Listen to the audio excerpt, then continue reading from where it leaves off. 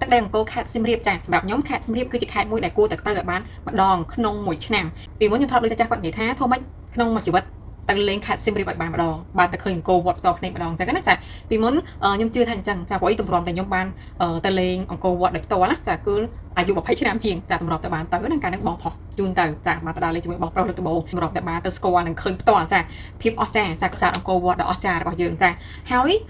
បន្ទាប់ពីហ្នឹងមកបានទៅលេងលើកទី2ហ្នឹងបន្ទាប់ពីខ្ញុំរៀបការចារៀបការហើយហ្នឹងបានចិត្តមួយខែក៏ទៅលេងខេត្តសៀមរាបបន្ទាប់ពីហ្នឹងមកទម្រាំទៅបានទៅមួយសាទៀតហ្នឹងគឺយូរឆ្នាំដែរចាក៏ប៉ុន្តែតាំងពីឆ្នាំ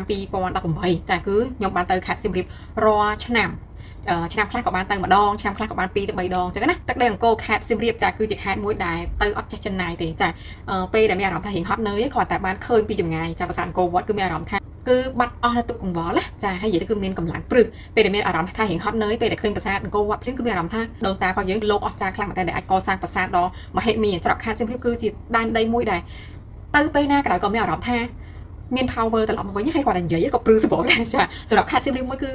ឲ្យតែទៅម្ដងណាគឺមានអារម្មណ៍ថាព្រឺសបល់ហើយឥឡូវគាត់មិនទៅត្រឡប់មកវិញចាគាត់និយាយពីខេត្តសៀមរាបគឺមានអារម្មណ៍ថាព្រឺសបល់មែនតើគឺមានអារម្មណ៍ថាមានកម្លាំងមាន power មានកម្លាំងចិត្ត